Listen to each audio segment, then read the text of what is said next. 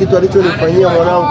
Nilikuwa nimekusanya vihela vyangu, ndio hivyo. Nilipokusanya vihela vyangu nimerudi ghetto, siku nimechoka yenyewe. Sina hata 100, nimetoka kwenye mahangaiko. Nikakuta yule ndugu amebeba ile kibubu ya hela. Unajua tena kibubu ya chuma tena wazee jamani. Ndio hivyo.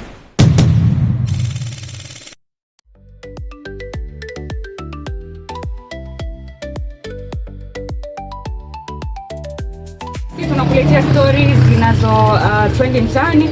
Tunapiga story na vijana tujue nini kinaendelea kwenye jamii yetu. Leo niko mtaani tena kupiga story na watu kuhusiana kwamba ni kitu gani ambacho kishikitokea kwenye maisha yao kimewafanya wajutie au wasiamini tena marafiki.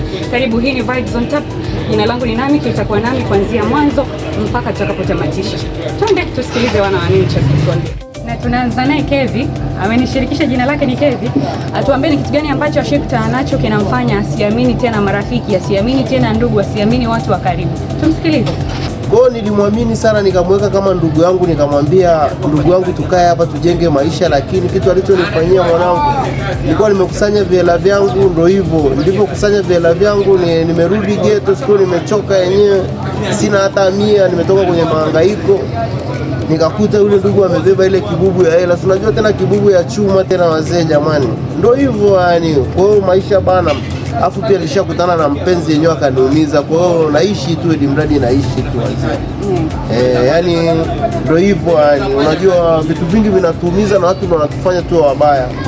Lakini pia tumuombeni tu Mwenyezi Mungu. Tujifunze pia kusamehe na kusahau. Nyie watu mnaosaidiwa mnashindwa kurudisha fadhila. Sikilizeni hii Vibes on Tap bana. Mjirekebishe, sio tabia nzuri. Mtu anawekeza muda wake, anawekeza imani yake, anakuja kusaidia lakini unamwangusha. Tujitahidi. Kuwa na imani sana. Kuwa na imani sana, chozi la mtu aliendi bure. Iwe mahusiano, iwe unamwibia mtu, iwe unamfanyia mtu ila, hamna chozi la mtu linaenda bure. Kwa hiyo unatakiwa usamehe na pia umuombe tu Mwenyezi Mungu, maana kuweka kitu rohoni haisaidii, ili ugive up uende na maisha mengine tena. Kwa hiyo ndo kama kitu ambacho kishikuta kwenye maisha yako ambacho ukasema mimi kuamini marafiki tena basi siwezi kuamini. Marafiki wanafiki. Asiyelikana na rafiki ambaye nimeshaambia chochote akakaa kimya. Kila anayemwambia lazima, hata sehemu nyingine unakuta unamteja tu, unamwambia kitu ambacho sio cha kweli, cha uongo tu. Ili ndani vile vipi mnaweza mkaendana kwenye maisha, mkatengeneza labda kitu kizuri ambacho kitakuwa na faida. Hapo unakutana na mtu unamwambia hivyo, unamwelekeza kipindi lakini anaenda na haribu. Nakuwa ni uvugaji. Hapo mambo yanakuwa yanafanyaje? Rafiki hakuna, hujampata maana yake hapo tatu. Asilimia kubwa ni hivyo. Hata kujitahidi ukawa mwaminifu kwao, still unakuta mambo hayawi sawa. Kwa unawaambiaje watu yani ni bora usiwe na rafiki au ni yani tuishije? Hivyo tuishi hivyo, hakuna rafiki. Hivyo wote unafiki. Yani tusalimiane, kufurahi nini, kucheka, lakini michongo, kushirikishana michongo nini, hasa ingine pia inabidi nikumii kukaa kimya. Sasa wanajamii bana, mimi sijui tunakwama wapi, kwa sababu mimi ukikutana na mimi nitakuelezea changamoto ya rafiki, nikikutana na huyo rafiki na yeye atakuelezea changamoto yake. Kwa hiyo sisi wote ni marafiki ambao tuko kwenye story ya mtu fulani. Sijui sasa tunawaambia nini hao marafiki, maana tunaongea na jamii, kila mtu ni rafiki kwa mtu wake.